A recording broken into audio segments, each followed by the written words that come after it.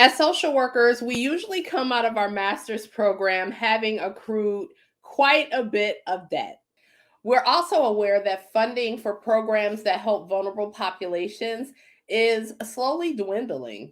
Plus, we know there is a popular narrative that states that social workers should be okay with being underpaid, way underpaid, comparably speaking to other people with advanced degrees, right? So, other people with master's degrees are not expected to accept the low salary and wages that many social workers are actually expected to take when they exit a program after having obtained a master's degree. Well, what if I told you that there is a way to pay off that debt that you got into by obtaining your master's degree, and not only pay off the debt that you accrued from getting your master's degree, but a way to help vulnerable populations, other social workers, and the profession as a whole?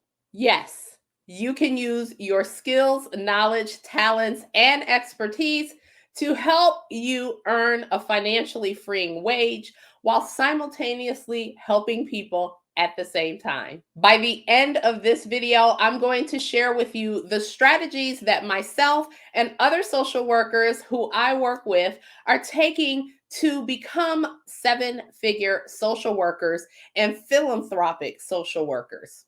Am I a seven-figure social worker yet?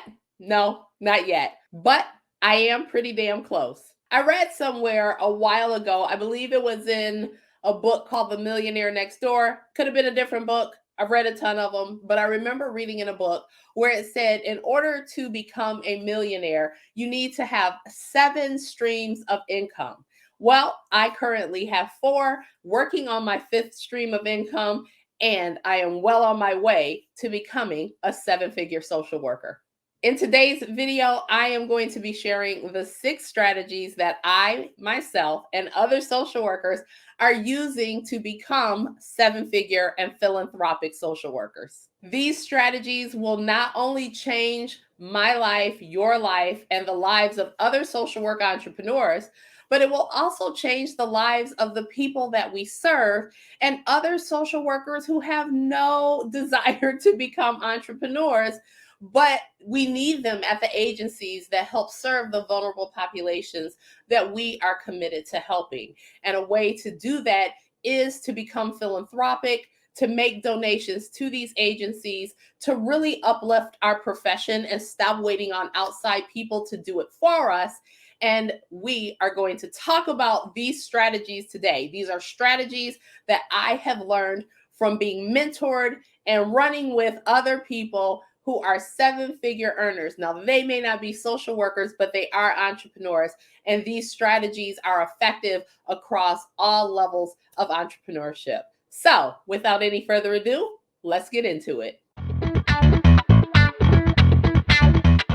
Hi there, and welcome back to my channel. If you are new here, my name is Michelle V. Scott, and I am a social worker turned entrepreneur. I help other social workers like yourself go from being overworked and underpaid to owning your entire 24 hours by removing the frustration, confusion, and overwhelm associated with starting a private practice or business so you can feel at ease on your entrepreneurial journey as you learn how to gain more time freedom, career freedom, and financial freedom. One of my missions with this channel is to make entrepreneurship attainable by every social worker out there in the field if they so choose. This is why I create content right here on YouTube and my podcast. It is my personal belief that social workers are the original philanthropists, like the OPs, well, like the OGs, but we're the OPs. I don't know. It seemed funny at the time when I came up with it. With the dwindling amount of funding sources and donations that could help social workers earn better wages at agencies and also help with the programming that serves vulnerable populations, something must change. We can't keep waiting on other people to fund our profession, right? And fund the programs that we find valuable to the people that we serve. Entrepreneurship is often one of the ways that people are able to take control of their economic destiny. I personally believe that social workers need to get into the entrepreneurial game so we can fund endeavors that are important to us. Being able to financially fund, support, and strengthen the programs that serve vulnerable populations that we desire to help, along with uplifting other social workers in the profession by helping them earn better wages because funding at the agencies has flourished, is something that as seven-figure social workers or beyond, we would be able to do. We would be able to really get into the philanthropic game and help our profession out as a whole. A small act that you can do to help support this mission and make sure that it reaches even more people is to go ahead and click the like button on this video. Please be sure to share this video with friends, share the seven-figure social worker movement with other social workers that you know, and be sure to subscribe to my channel. That way, more people get to see this content. So here is what we're going to cover in this video. So I messed up. I thought that there were 6 things I was going to cover, but I remember I added one more later. So there's actually 7. So here's what we're going to talk about in today's video. Number 1, we're going to talk about mastering your mindset. Number 2, we're going to talk about tightening your belt. Number 3, stop trading time for dollars. Number 4, create scalable services. Number 5, create multiple streams of income.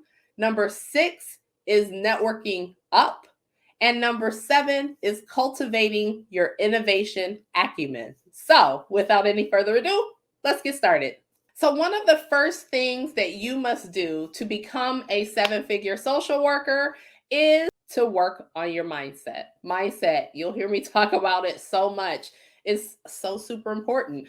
Mindset can totally make or break your business. It can make or break you as an entrepreneur. And if you don't have your mindset together, it is going to be tough because you have to believe a few things. You have to believe that what you're doing is helping people, is helping vulnerable populations, is helping other social workers, is helping the profession as a whole, right? And so you have to believe in that. And not only do you have to believe that you're helping the profession and the people that you're meant to serve, but you have to believe in yourself and your ability to do the things that are going to seem sometimes impossible or unattainable. Or you might ask, can I really do that? You have to believe it. And there's going to be times, I don't care how much you work on your mindset, there are going to be times where you're just going to feel like, I can't do this.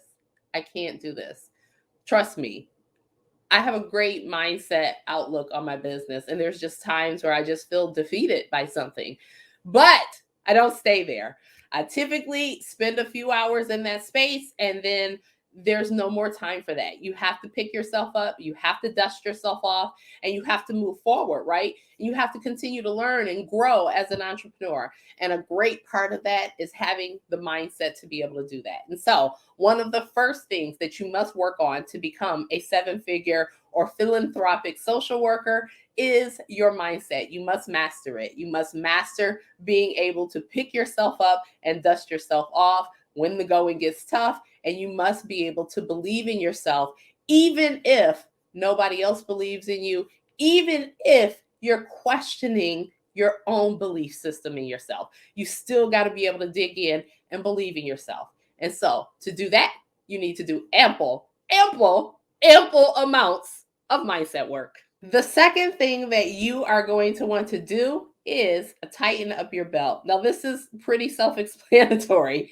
If you want to become a 7-figure social worker, one of the main things that you're going to need to do is tighten up your belt, right? And so you're going to have to cut some spending, right?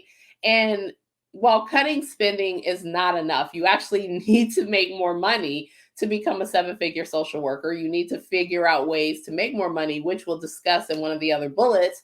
A thing that is very helpful is to tighten your belt and stop bleeding money out, right? And so you're going to have to figure out how to do that. So that might be with getting an older car, right? That has no car note payment. So you're not paying out a lot of money on a car note payment. It might be just not going out to dinner 3 or 4 times a week, right? It might be all of these small things that add up to big savings over time, right? So it could be taking the change that you have and saving it. I know a lot of people who use this tactic. Is something I believe that I heard Susie Orman talk about. She is a financial guru, also a social worker. Did you know that? I was very, very shocked when I found out she was a social worker. There's a few other social workers out there that we'll talk about in another video. But Susie Orman talked about taking your change and saving it. And so every time you spend money, you break a dollar and then you save the change. And this is a great way to start to save some money, right? Also a great way to really kind of get context on what you're spending. So spend cash instead of your debit card or your credit card, because many times when you don't see that money going out, it's kind of like out of sight, out of mind. And so a great way to become a 7-figure social worker, one of the tactics that I am using, and many social workers who I speak with and who are adopting this way of thinking so they can become 7-figure social workers, is we got to tighten our damn belt. It's inevitable. It is a part of the process. Is it forever? No, but it is a part of the process when you're first getting started. One of the third things that you must do, it's imperative that you must do, is to stop trading hours for dollars. So you don't need to stop completely, but you definitely need to stop thinking that trading hours for dollars is going to get you to a place where you have some financial freedom, right? If you're always trading hours for dollars, then there is no real freedom in that, because you have to show up, you have to do the work, you have to give up that hour of your life to make whatever money. And there's kind of always a cap on that, right? Because there's only one of you, and there's only so many hours in a day that you can give of yourself. And there is a limitation on earning money that way, right? Again, because there's only one of you, you can only show up so many times in a day. There's only 24 hours in a day, and of those 24 hours, you have to eat, you have to sleep, you have to do things that encompass self-care. And so it's going to limit your earning potential. So for example, if you are in clinical private practice and that's all you plan on doing, but you also want to become a 7-figure social worker, it's probably not going to happen unless you scale that business and you have a lot of clinicians as employees and they're bringing in money. But it really kind of, again, expands this need for you to trade more time for dollars, right? So you oversee more employees. It just becomes a bigger burden. And so this is what leads to the fourth thing that you have to do. Number 4, one of the 4 things that you have to do to become a 7-figure social worker is create scalable services. So you'll hear me talk about this a lot. You need to be able to scale your service. So for example, I work one-on-one with social workers and helping them get their private practice or business up and running. So I consider myself a business coach in some aspects, right? In other aspects, I am a business consultant based on why a social worker would want to hire me and what they're needing help with in their business, right? So in that, I do one-on-one work with those clients. Well, that is a premium service. It's a bit costly for some people who aren't at that point where they can afford to pay $250 an hour for a service, right? And I do a 12-hour minimum. It is part of my package. And when we talk in a future video about how to package your skills, knowledge, and talent, we're going to cover packaging that and what that looks like. But for me, a package is 12 weeks at $250 for an hour. And so they have to pay half up front. And then they have another 8 weeks over our 90 days that we work together to repay the remaining balance, right? But there is a limit on that because I only can spend that 1 hour with that one person. Now, is there the potential to do group coaching? Absolutely. And I do it. And it's less costly for people who want to do coaching as a group of 5. And so I'm meeting with them 5 at one time for the hour. Now, something like that is less pricey. It's like $175 an hour for group coaching, but still pretty damn pricey, right? In turn, I decided to scale that service because that service is scalable. And so what I'm doing is I'm taking everything that I do with one-on-one with people and I'm packaging it into a course. This is a course that people can access when they get ready. They do it on their time. They go through it at their own pace. I created these I guess you could call it courses and videos and worksheets. And this is the system that I've created. And we talked about systems before, creating systems, but this is a system that I've created to be able to scale this service so people can access it on their own time. They're not waiting for an hour of my time and having to pay that premium service, right? And so they can purchase this course and they can work through this course at their own pace and really still get all of the benefits that I'm doing or that people are getting and working one-on-one with me. Because even through this scalable service, I show up in a Facebook group to do Q&A 3 times a week and answer their questions. And I'm there for an hour, right? So I'm still showing up for these people, but it is on a much larger scale basis, right? Which allows for me to earn more money. It allows for me to reach more people, and it allows for it to be more cost effective for people who are not able to pay that premium service. And so you have to look at the services you're offering and figure out a way that you can scale those services, because in order to be a 7-figure social worker, you definitely have to stop trading time for dollars. And in order to do that, you need to create scalable services. The fifth thing that you want to do, in addition to all 4 things that we've already talked about, is you want to create multiple streams of revenue or income, right? And so this is why creating scalable services is important. So for me, I have the one-on-one work that I do with clients. I have my courses, which is scalable. So there's that. I have multiple businesses, right? So I have the Social Work Entrepreneur Academy, where I work with social workers starting their private practice or business. I have my own private coaching practice, Facets Health and Wellness, where I work with plus size chronic dieting women to help with behavior modifications. In addition to that, I started out a few years back building websites for clinicians, which I'm starting to get away from, but it is still a stream of revenue and one of my businesses. But there's so many ways that you can create multiple streams of income. So for example, when you're talking about digital online businesses, there's more than just courses. There are workbooks and templates and ebooks that you can create and sell. There's so many things that you can do to create multiple streams of income. The sixth thing that you're going to want to do is to network up. So when I talk about this with clinicians, they're like, what the hell does that mean? Well, networking up means that you are networking with people who are already 7 and 8 figure or 7 and better figure earners, right? In order to learn to how to be a 7-figure social worker or a philanthropic social worker or both, right? Because the goal, or at least for me, the goal is both, right? So it's not just about earning 7 figures to earn 7 figures and drive Bugattis or something crazy like that. At least that's not my goal. My goal is to help improve the social work profession, to be able to give monetary donations, to really be philanthropic and have philanthropic endeavors that I'm engaged in, and to have a better life for myself, right? I don't want to be out here working 16, 17-hour days to have this limited income. I want to be able to earn really good money to help my family, to help the people that I love, to help my community, right? There's so many reasons, right? And so networking up is a great way to figure out how to move like a 7-figure or more earning social worker, right? To learn how to move as a philanthropist, to learn about business and entrepreneurship.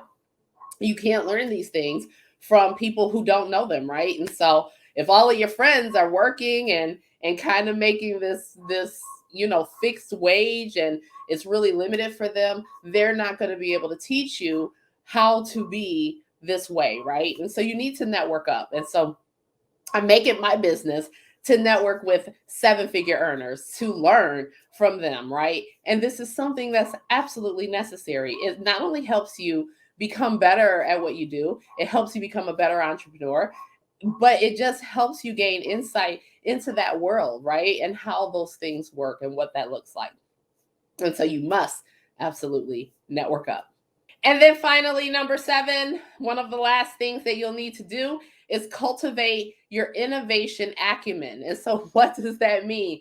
That means that you really need to figure out how to always think outside of the box, right? In order to do something you've never done or to have things you've never had, you're going to have to do something you've never done, right? So, you need to figure out how to be innovative, not just innovative in your business, but innovative with how you earn money, right? How you make money, ways that you can help people. 2 books that I would highly recommend that I've read. One was in my first master's program. So my second master's degree is my MSW. My first master's degree is in creative studies, so creative problem solving and really learning how to use creativity to your benefit. And there's a way to do that, right? And so one of those things, one of the people that we studied in that program was a guy named Edward de Bono.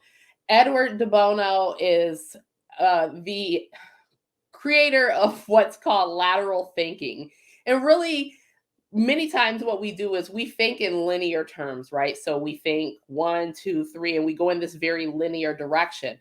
But in order to really be creative, you can't think in linear forms. You have to think in many directions, right? And so it's going to afford you the availability or the ability to become creative and to really think outside of the box. And there's nothing, there's the belief that there is no wrong idea. There's better ideas, not so great ideas, but nothing wrong really. And so you have to get in that that mindset, and really look at how you can think outside the box to become a 7-figure social worker. There's also another book called Blue Ocean Strategy. For some reason, I'm having a brain fart and I cannot remember who it's by, who the author is, but I have read this book. It was recommended to me when I joined B School's Marie Forleo's course called B School. And in B School, it is a course that I don't think she runs it anymore or has it anymore. I got in on like the last iteration of it. But B School really teaches you how to do business and create a digital online business, right? And so inside of B School, one of our requirements was to read Blue Ocean Strategy, and I did, and it blew my whole mind. And really, what this talks about, Marie Forleo often says, when people zig, you zag, right?